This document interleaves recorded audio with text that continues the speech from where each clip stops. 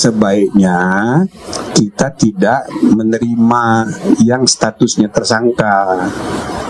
Begitu. Supaya apa? Supaya kita fair. Itu kita minta tidak ikut. Tadi malam saya sendiri sudah WA ke Refli Harun.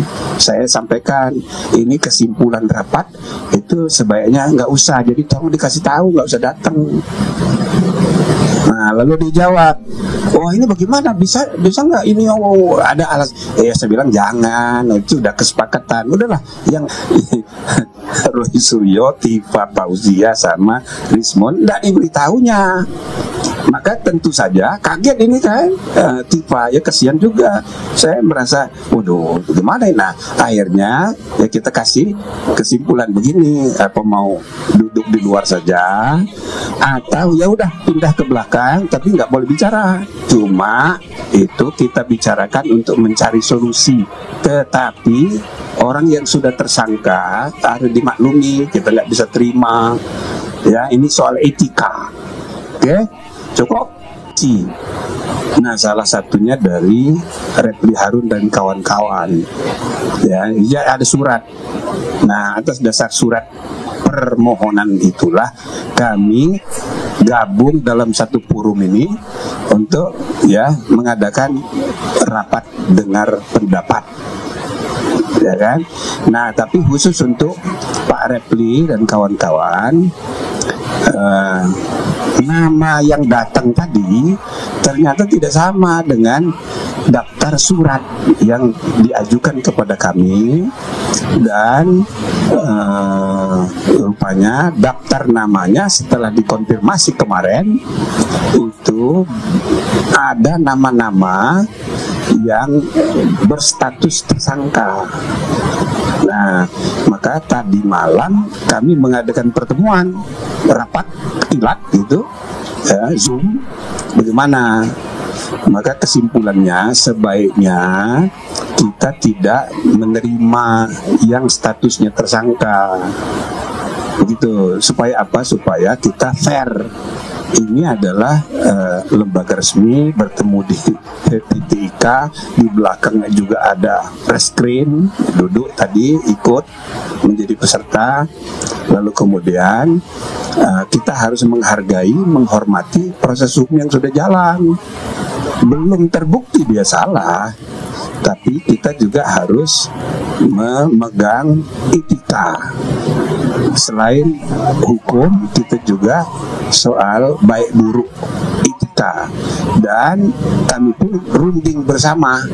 Maka kesimpulannya sebaiknya kita sesuaikan aja dengan surat. Itu loh. Jadi ini bukan undangan dari kami, tapi ada surat permohonan. Yang surat permohonan itu daftar namanya ada. Dan kita putuskan, kita terima karena tidak ada tadinya beberapa orang yang statusnya tersangka. Jadi sekali lagi saudara-saudara, kami sebagai Komisi Reformasi Kepolisian, kita harus memperbaiki kepolisian masa depan, tapi jangan terpaku pada kasus-kasus. Kasus-kasus itu boleh disampaikan, boleh, tapi kita tidak menangani kasus. Oke? Jadi kasus itu dijadikan evidence untuk menawarkan kebijakan-kebijakan reformasi ke depan. Jadi bukan menangani kasus. Nah, jadi kesimpulannya oke, lebih baik 3 orang itu, bahkan tadi lebih ternyata 4 orang itu kita minta tidak ikut. Tadi malam saya sendiri sudah WA ke Refli Harun. Saya sampaikan ini kesimpulan rapat itu sebaiknya nggak usah. Jadi tolong dikasih tahu, nggak usah datang. Nah lalu dijawab, oh ini bagaimana, bisa nggak ini, oh ada alas. Saya bilang jangan, itu udah kesepakatan. Udahlah, yang penting you sampaikan saja aspirasi sekeras-kerasnya, kita dengar, nggak usah ragu-ragu. nggak usah takut-takut, ngomong aja sekeras-kerasnya, pakai teriak-teriak, boleh. Bicarakan bagaimana memperbaiki kepolisian dengan kasus ijazah palsu, boleh, silakan. Cuma orangnya nggak usah hadir. Saya sampaikan begitu. Nah, ternyata kalau menurut dia tadi, dia tidak beritahu kepada yang 3 orang, Roy Suryo, Tifa Fauzia, sama Rismon, tidak diberitahunya. Maka tentu saja kaget ini kan, Tifa ya, kesian juga. Saya merasa, waduh, gimana ini? Nah, akhirnya ya kita kasih kesimpulan begini, apa mau duduk di luar saja, atau ya udah pindah ke belakang, tapi nggak boleh bicara. Mereka ini ya pejuang, iya kan, sebagai pejuang, oh dia nggak mau keluar. Gitu loh.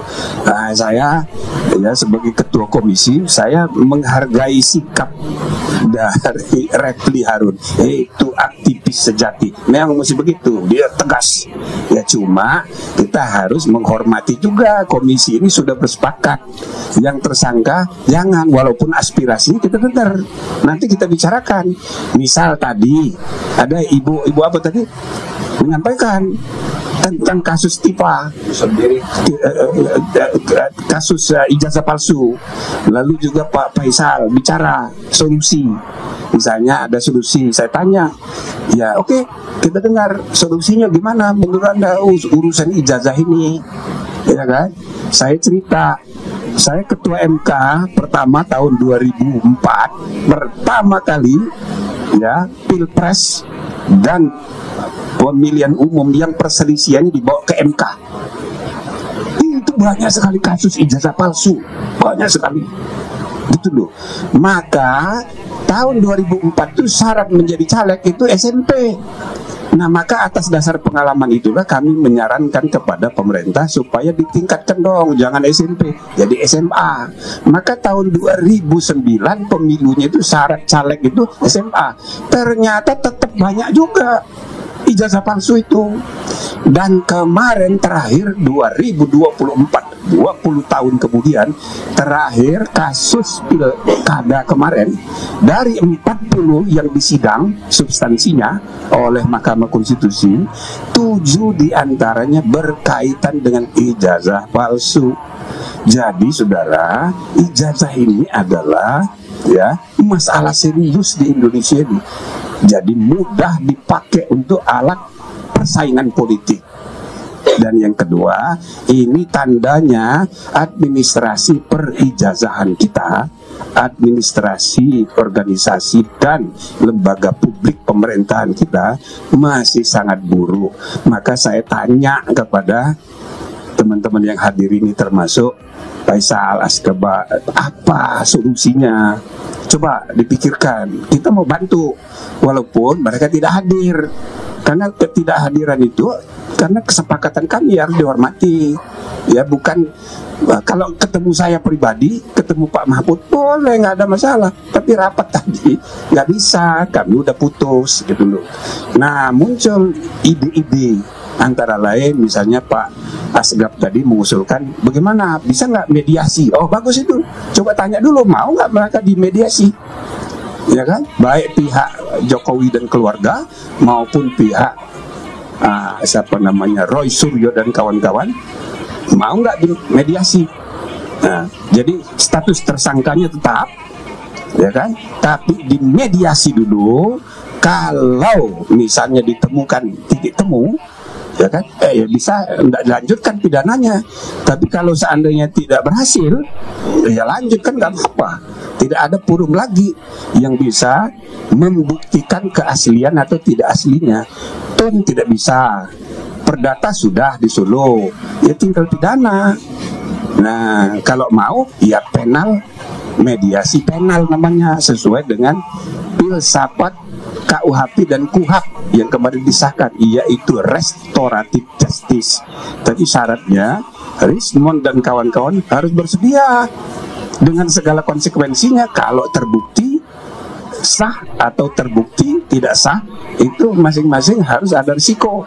Gitulah kira-kira. Tapi silahkan mereka bahas. Ya, intinya apa yang tadi kami sudah selesaikan hari ini, bagian dari ya mengundang aspirasi, mendengarkan aspirasi masyarakat luas untuk perbaikan. Ya, kita tidak terpaku pada kasus-kasus. Kalau ada kasus, ya kita tampung. Salah satu kasus tadi, anaknya ibu itu tadi itu dia kerja di Sekretariat ASEAN, dia bukan aktivis tapi dia ikut demo, lalu dia ikut di medsos waktu bulan Agustus, dia ditangkap sampai sekarang belum keluar. Nah, dia mengeluhkan itu. Nah, itu nanti akan kita bicarakan dengan Pak Kapolri. Jadi bisa kasus-kasus begitu, tapi ya kan itu urusan internal kepolisian. Nanti kita beri rekomendasi. Jadi intinya saudara, kami tidak menolak membicarakan kasus ya ijazah palsu. Cuma itu kita bicarakan untuk mencari solusi. Tetapi orang yang sudah tersangka harus dimaklumi, kita nggak bisa terima. Ya, ini soal etika. Oke, cukup.